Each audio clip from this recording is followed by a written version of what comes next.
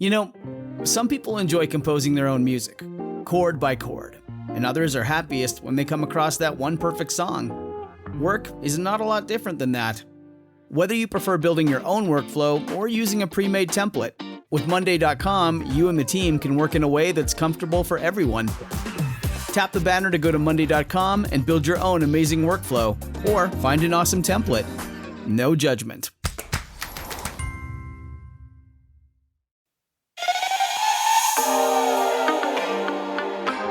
One time, two times.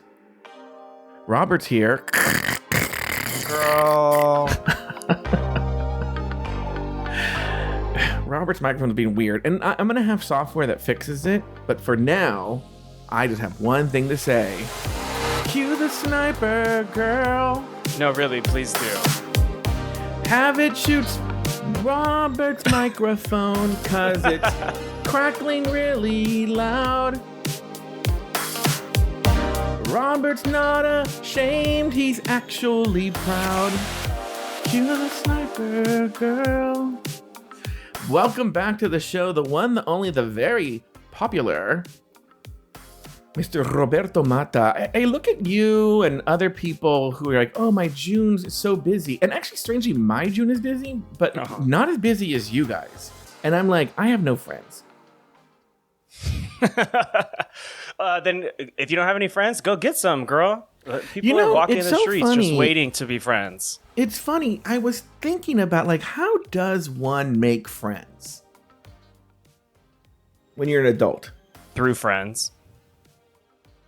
Got to get friends to have friends. That's Got to true. have friends to get friends. Well, the other thing, too, is, you know that I've been a member of the Magic Castle for way too long. And I have never socialized with any of those people, which is funny because it's essentially a social club for magicians. But you've been there, and I think you would agree. Would you ever want to socialize with any of those people? You know, so to counter your story with a bit of a pretentious story, I was in St. Bart's last week, and several people everyone asked should me, know. are we socializing? Oh, what? Robert did the most Robert thing ever on his social media post from St. Bart's. What does that mean? Was I reading at the bar again? He goes, I pointed this out to people. I said, this is how brilliant Robert is. Robert is so fucking brilliant. He's so smart. He's so good at this. So there's a picture of cute Robert on his bed, on his stomach, his ass out, ready for whoever at St. Bart's to come in. I was in very floppy shorts. Yeah. And he's like smiling at the camera, and then he goes, sorry, the picture's crooked, which forces your eye to then look at this framed picture, but also that forces you to look at the view that he had from his hotel room. And I was like, it's not a humble brag. I don't know what you call it. It was like, he's so good at this, making us notice that there's this sick view from his hotel room. That was not intentional, Mama. Girl, I mean, posting the view was absolutely intentional. I thought that was the primary feature of the photo. I just happened to be in it, looking fresh and cute. It would be as if you were flexing your arm and you had like a little sticker on it. And you're like, somebody put this annoying sticker on my arm. And there's like this huge bicep. My God. No, that's very like 2015. The reason I don't post very much on social media is because I don't like the person I see when I review my stories. And then I don't like the person I become when I start getting the likes and the DMs. And then I'm like, I'm like getting addicted to this dopamine rush very quickly. And then I'm like, okay, well, I need to fuck off this and go do something else. It's funny that you say that because and trust me, everyone after that knows that I'm currently detoxing from my personal dopamine rush, and it's hard, man. It's really hard. It's been like, well, I mean, Addicts Anonymous, right? Yeah, girl. I need to. What I found, and I don't know how you are on your dopamine rushes, and then we'll get to Drag Race. Is I have to keep busy. The second I stop doing things, I start ruminating. I start wanting that dopamine rush. That said, if you're a twink, there's a spot open to be the personal twink of Joe Batanz. Go hit me up at joebatanz@afterthought.media. Anyway, yeah, you'll get flown out to Los Angeles and wined and dined. What were you saying? Your rogues gallery is going wild lately. So anyway, Roberto Mata, this is the first time we've actually done an official Rulaska Thoughts. You were the co-host for episode 2. I do want to get your thoughts on the Evie Oddly interview. Your thoughts. Evie's not like my favorite queen. Mostly because she kind of always comes across as a child who was told that she was smart and has been rewarded for being smart and maybe has taken that a little too far. Is the call coming from inside the house? I mean, recognize what you are and be able to recognize it in others as well. But you are actually very smart. Well, I think the issue in other people sometimes is that they'll say something that they think is really deep or dark, and I'm like, that wasn't deep or dark at all. I don't think very lightly touching on the topic of death is too dark in a conversation. I don't think. Oh, you're talking about Evie's thing about how she worries about whether what she'll be remembered for. Oh, no, I know what it was. Yeah, but when she that dies, was a part she of won't it. get the praise. She won't get the praise until she's dead. No, and I think that's a very much a authentic artist's perspective, and that's great. She said a lot of great things, but I think as soon as she started to veer beyond her funny voices and I'm so weird, and we started to get an actual person who has real fears and anxieties, they were just she only gave us like base level fears and anxieties, and a girl like me wants more. Yeah, unfortunately, I only had limited time with her. What's really sad is she stayed around for like 20 minutes afterwards and just shot the shit. And like, did she say anything super scandalous? Not really.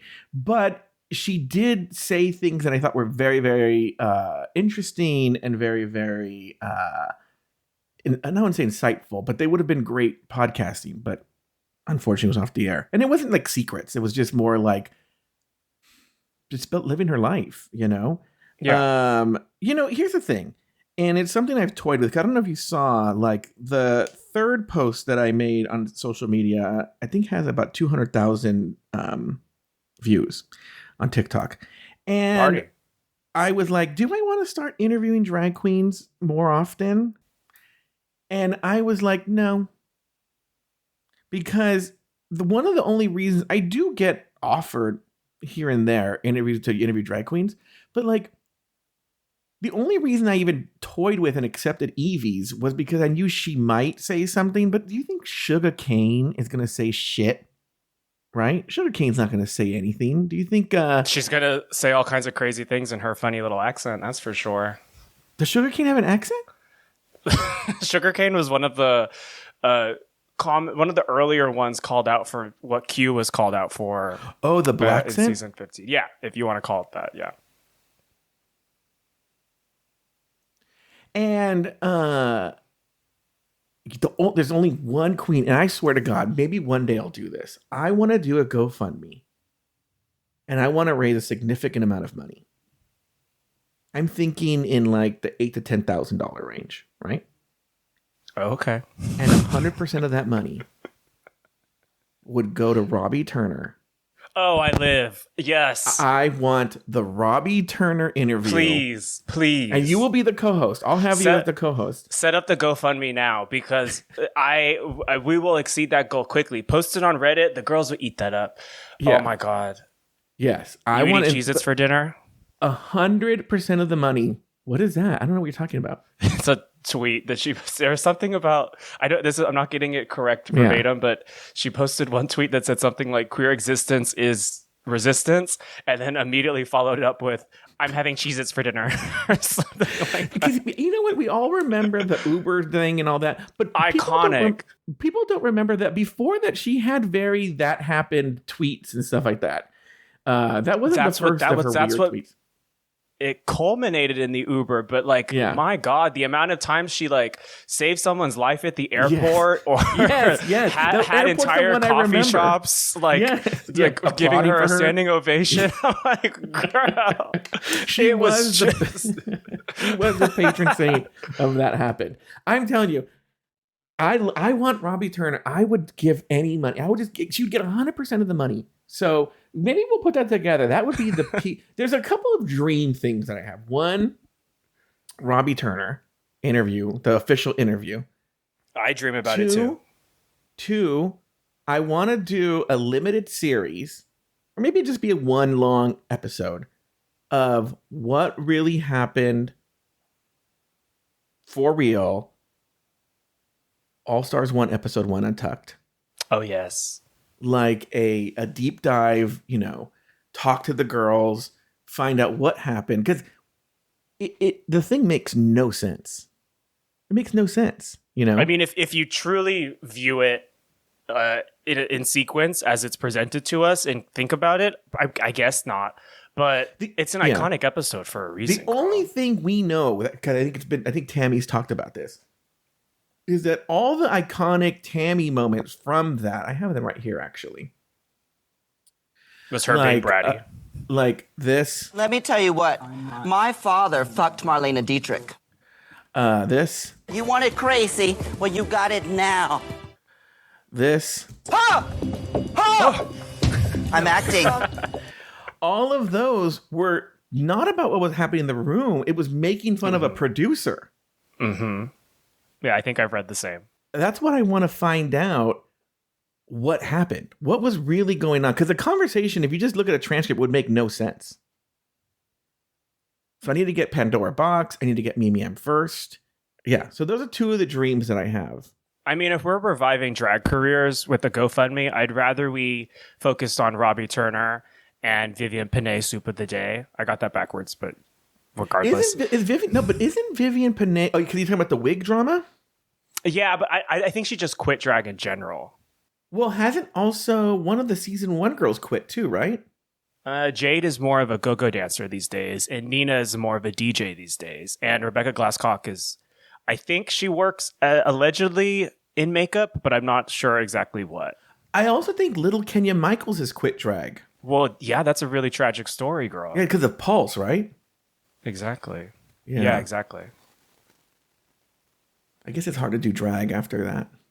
Well, I mean, I think on top of that, a lot of trans girls have come out and said that they haven't necessarily been able to reconcile being trans and doing drag necessarily, and maybe Kenya just went a different direction than some other trans women in the franchise, I forgot to take a break. We're going to take a break, and when we come back, we're going to talk actually about this episode and whatnot. We'll be back right after this.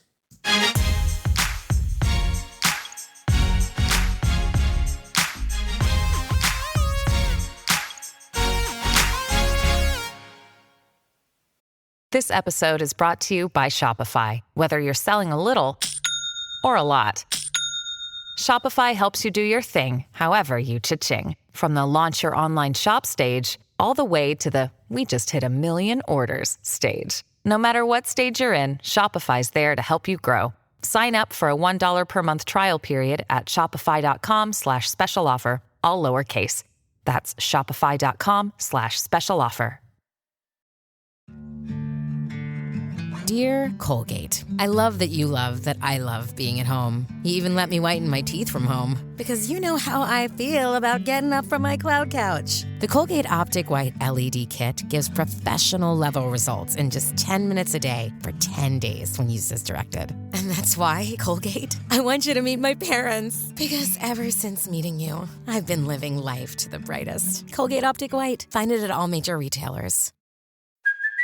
Hey, it's Kaylee Cuoco for Priceline. Ready to go to your happy place for a happy price? Well, why didn't you say so? Just download the Priceline app right now and save up to 60% on hotels. So whether it's Cousin Kevin's Kazoo Concert in Kansas City, go Kevin, or Becky's Bachelorette Bash in Bermuda, you never have to miss a trip ever again. So download the Priceline app today. Your savings are waiting. Go to your happy place for a happy price. Go to your happy price, Priceline.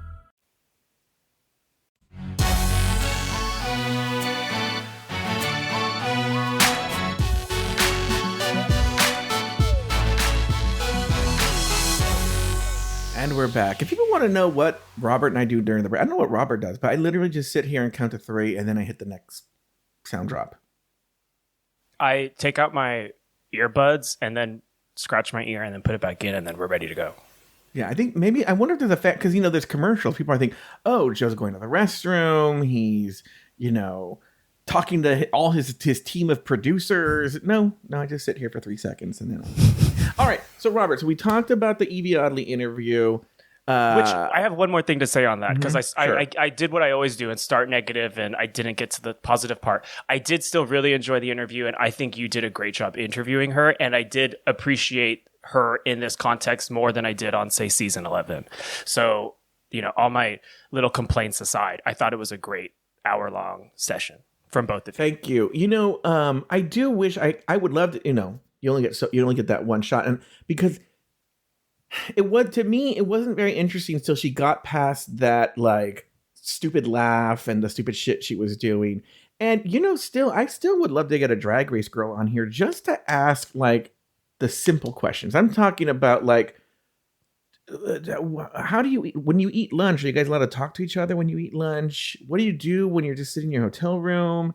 Like, what's the van ride like from the hotel to the studio? Like, I have like, those are the questions that are really interesting to me. You know what I forgot to ask? There's one, if people want to know, I have one thing to say, you better work, but also I have one regret. Mm-hmm. I didn't ask her about the rumors that she really wants to be on Dragula. And what would that look like? I don't know what it would look like, really, because on All-Star 7, she wasn't giving a lot of spooky dookie. Not that Dragula has to be only spooky. Dragula had J. Jolie on it. True.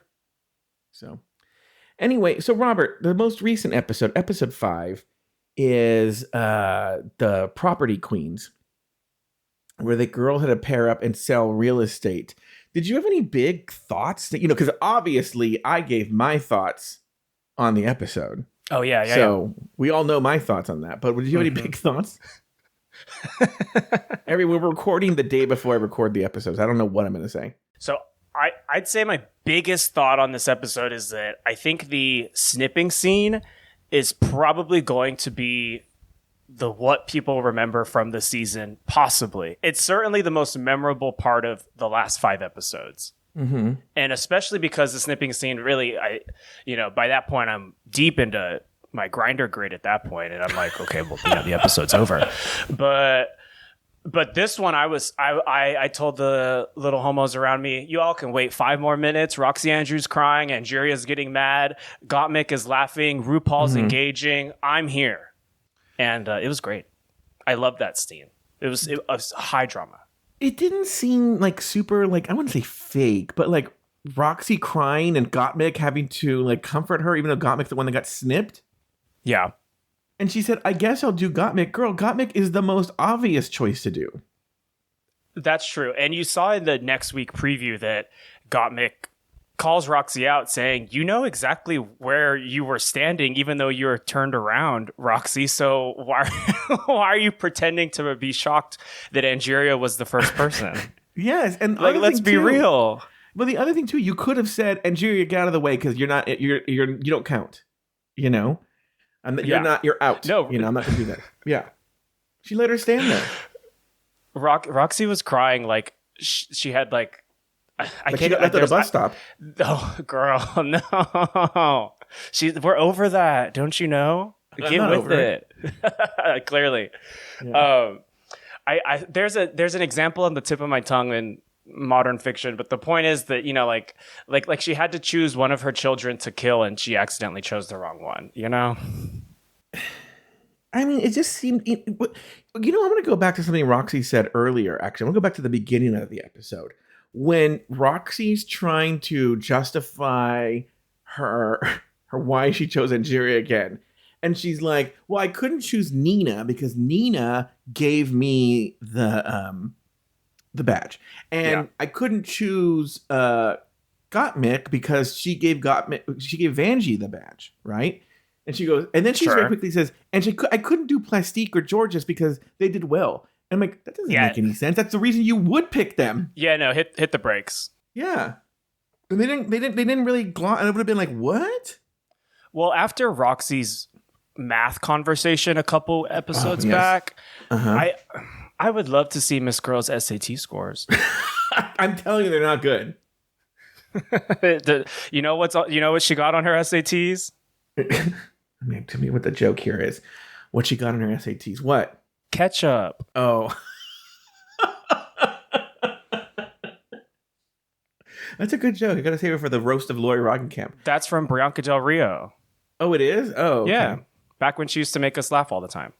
You see the shade. So, I want to go. Oh, so here's the deal. There's a whole moment in this same segment right after the lip sync where they start doing like this strategy. Well, I was talking to this person about strategy. I'm like, there are no stakes. Why are they strategizing about something where there's no stakes? You know, I've read that take a couple of times, and I've heard it at the bar. Mm-hmm. I think that we forget that even though there are not fiscal stakes for the girls directly, their reputations and clout are still on the line, and they do still want to win. You know, sometimes I wonder how much the prize money really is a motivating factor for some of these all-stars, when ultimately it's you presenting your art and your personality on television and how that's going to be received. And so this season, they're in the same pressure cooker, even if they might not win $100,000-$200,000. They're still facing all the same scrutiny, all the same opinions, all the same, expectations to exceed. I would buy that if that's what they were arguing about, but they're arguing about who gets the snip and who doesn't get the snip and all that jazz. That's true. I mean, I guess they certainly need something to talk about, and we've complained several times that there's nothing to talk about. So now that there is some drama, I'm just gonna recline in my bed and enjoy it. Yes.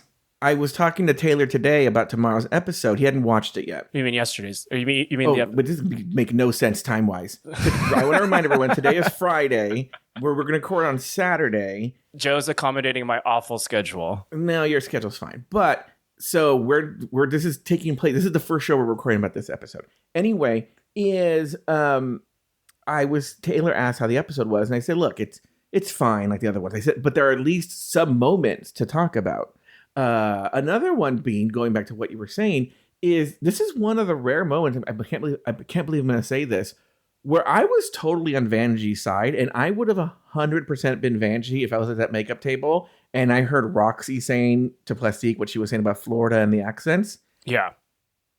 And then Roxy gaslighting her and saying, like, I wasn't talking about, I was just talking. I'm like, what doesn't make any sense? Why would you randomly be talking about there's no Southern accents in Florida?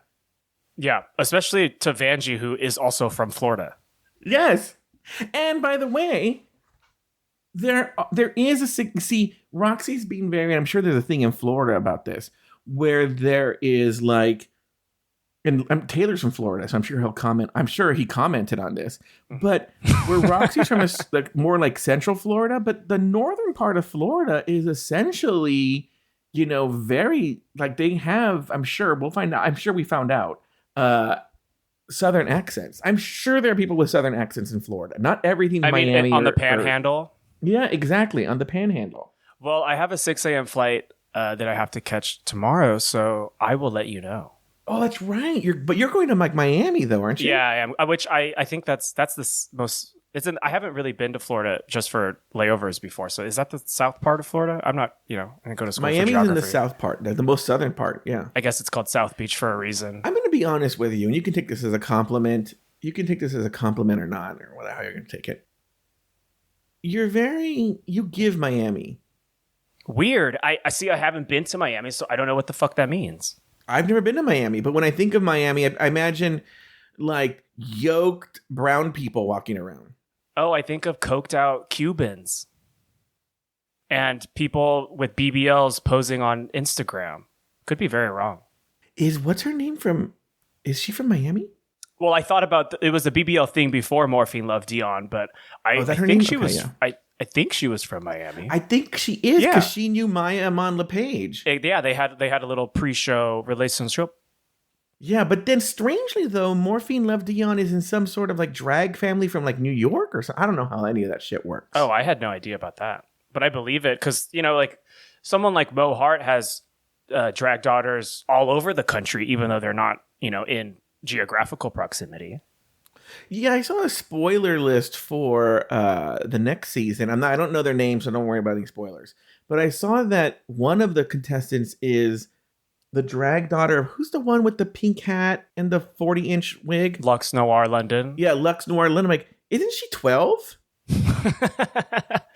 Well, you don't have to be old and wizened to give people makeup tips and put them in their first wig. So let me ask you the big questions. Did the right person win the challenge? I feel like Angeria made me laugh the most. You know, I think I've honestly been living for all of her jokes about gay people all season. It is, you know, I guess in the tiniest way, mildly redundant, but I'm not through with it yet. As a gay person, I love being joked about. So when she made that joke about like, you should come here, there ain't no gay people here, I was like, thank God, work, I'm going there. And it was the most I laughed the episode.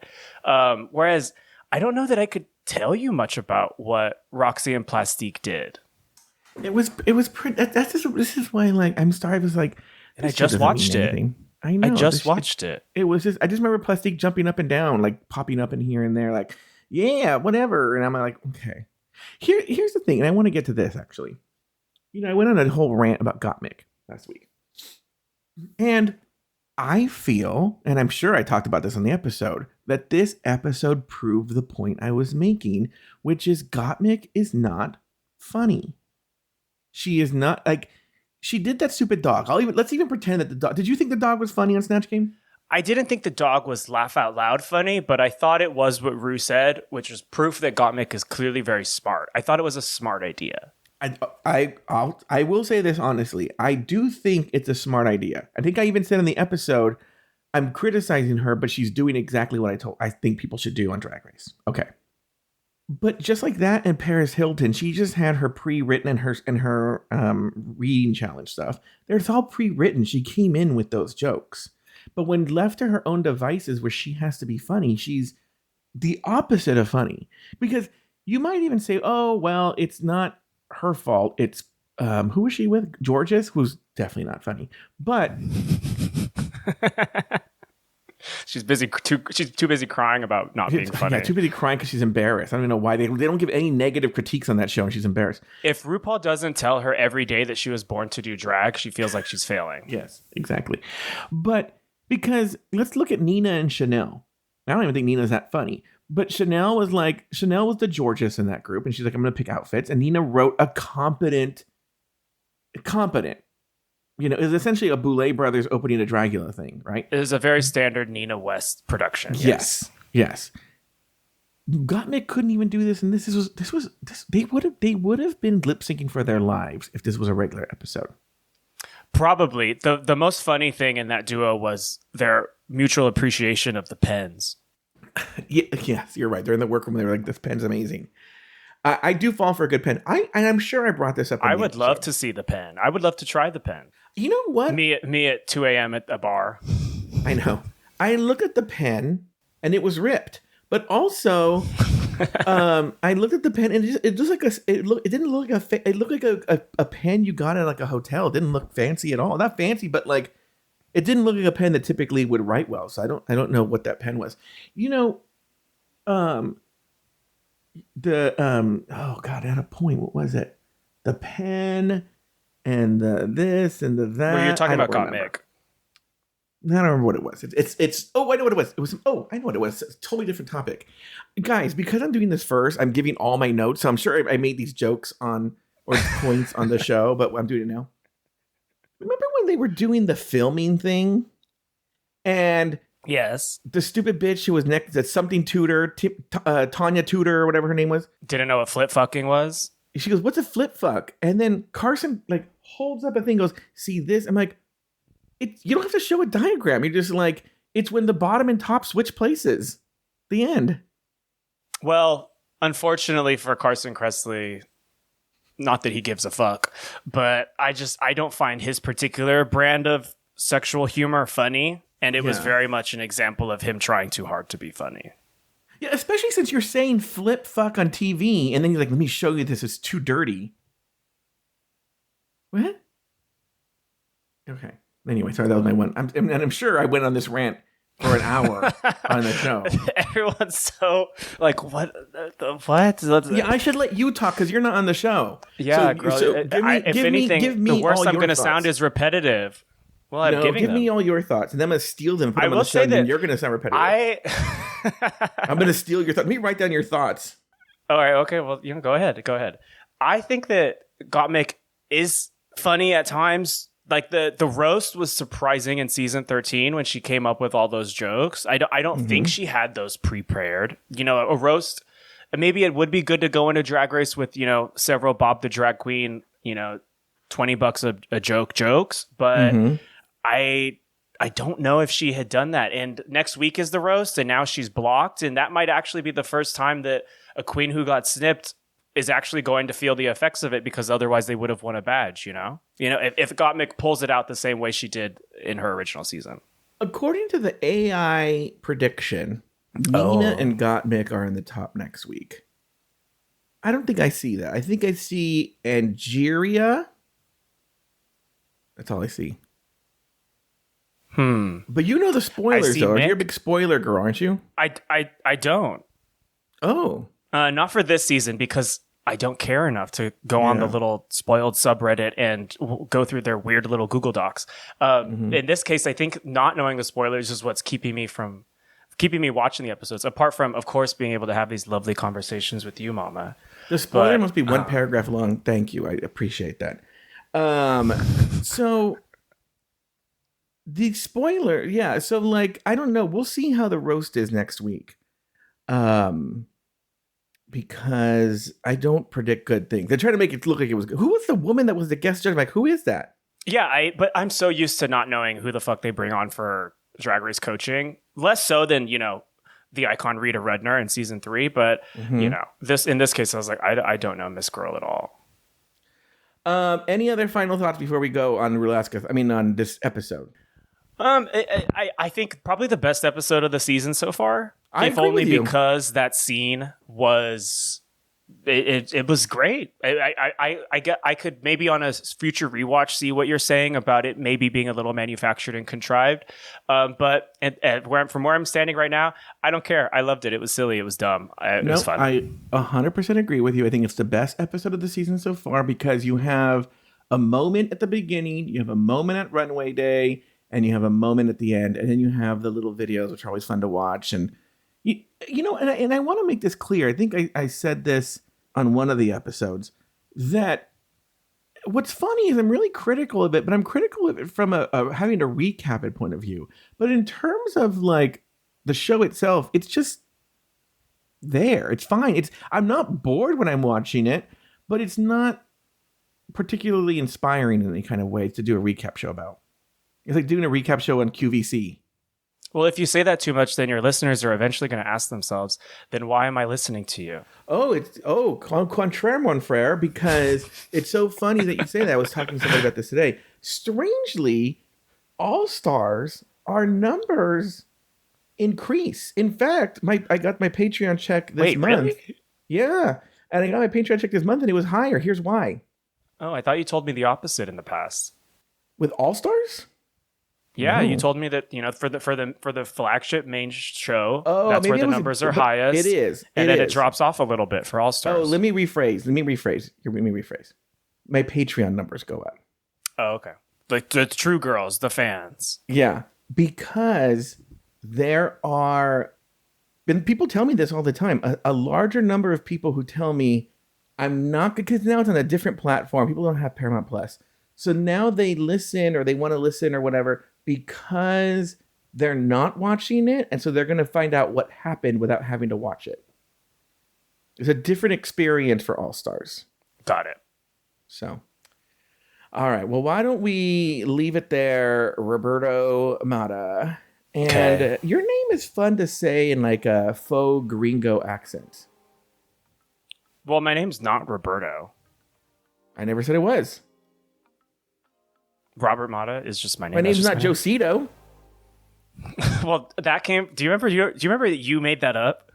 I did? Yeah, you made it up for one of the original Christian AI monologues. Oh, no.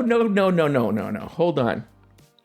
That's where I first heard No, it. no, you're right. But I think I know what you're talking about. But I feel I did it because you guys were calling me that. Not me. No, Christian might have called you Miss Joe once or twice, which is always funny. I love calling anyone Miss whatever. You know what's so funny? The latest thing is, whenever Christian comes up in conversation now, I never say, this is with other friends, oh, Christian said this or Christian said that. I'll be like, oh yeah, so then I called Christian and he was like, doll. And I always started with doll and they immediately start laughing and I'll be like, and then he just says some rotted thing, I miss Christian. Well, the breathy doll is funny as hell, for sure. Doll. And accurate. Yeah. It's Hey, doll doll. or diva. I can't really do it, but I'm just plagued by masculinity. On that note, we'll see you guys. Do I see you next week? I fly. Well, ooh, wait. Yeah, so I get back from Yosemite Sunday night, so I'll be able and ready Monday afternoon. But also, again, I realize things are busy.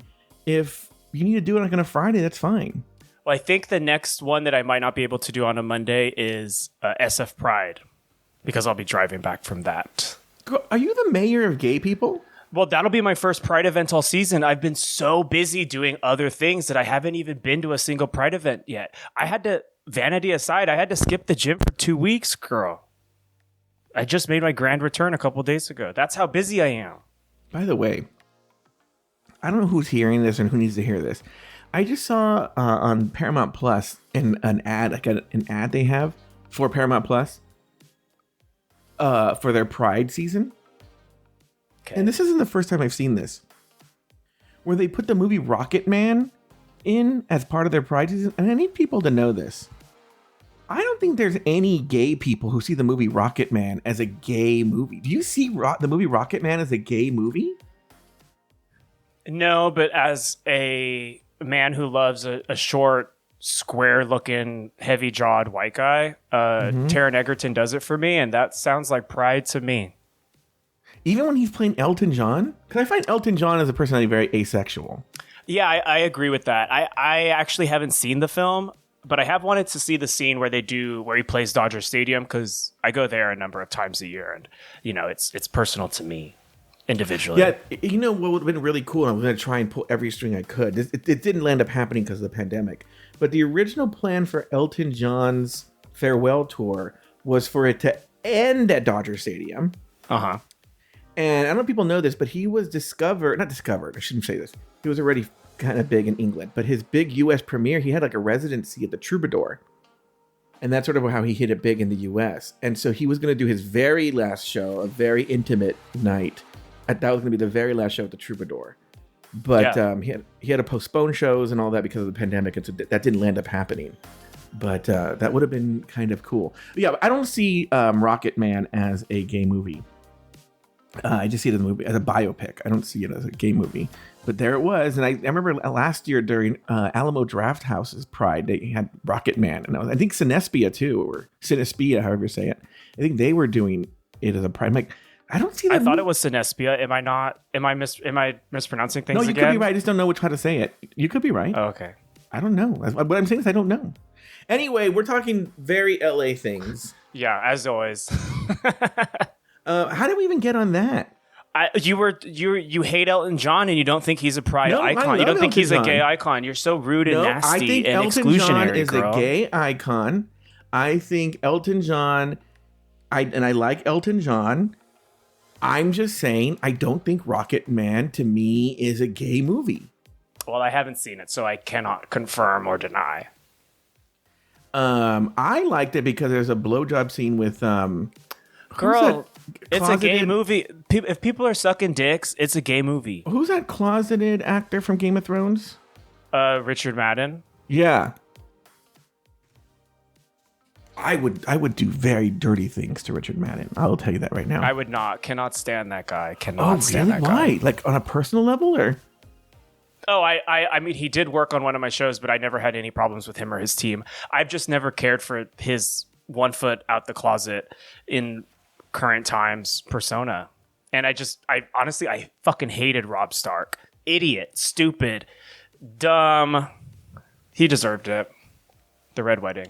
You know, I saw this article recently. I don't know what it was. And they were talking about Elijah Wood. And they go like, oh, yeah, him and his girlfriend. And it was like, whoa. Back it on up. Girlfriend? And it was like long-term, like they've been together like 15 years. And I was like, I was convinced Elijah Wood was a gay actor. Yeah, he does seem a little light on his feet. I'm telling you right now. I'm, if they have a girlfriend, they claim to be straight. I'm going to say, this is my guess. He's had a gay experience or two. That's all I'm going to say. I don't know. Well, remember when Tom Hardy said that he acts, who hasn't had a gay experience? True. But you know what's so funny? And I could have sworn, I wish I would have remembered this. Years and years ago, I read this article.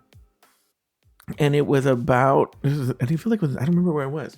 But I could have sworn it was about Tom Hardy. This would be right before he hit it. And they were talking about this British actor. And he was openly gay in England. But that his agents, when he would take him to the US, wanted him to be more vague and kind of closeted. And I could have sworn European. it was Tom Hardy. Oh, I know why I brought this up. Same people who booked Ricky Martin at the LA Pride, downtown LA Pride, is Ricky Martin to me is like the Rocket Man of musicians. Like, I feel like he has a bigger, in terms of his music, straight fan base than gay fan base. Yeah, Am I wrong? my Theas would definitely line up for that, and my gay friends would not. But, I mean, he came out, like 10, 15 years ago, officially? Yeah. After several decades of everyone rolling their eyes. There's a bunch of gays who would sleep with him, right? Yeah, he's very attractive. Very attractive. He's like, when he came out with Mi Vida Loca on that SNL performance of Mi Vida Loca, I could masturbate to it, okay? But I don't, in terms of a musician, would you book? You know what's so funny is I just saw on this Sirius XM radio, like, Pride Channel programmed by JoJo Siwa. And I was like, God, well, the kids need something. She's a gay icon, but not for the reasons people think. But we're saying this, and we're on a completely different generational timeline. I'm telling you, there are no kids who think JoJo Siwa is cool. They can't. I don't know, girl. I don't know. I could poll my cousins. It wouldn't be the first time. All right, guys, we will see you guys next week. Ew. Hey, look, you're Mexican.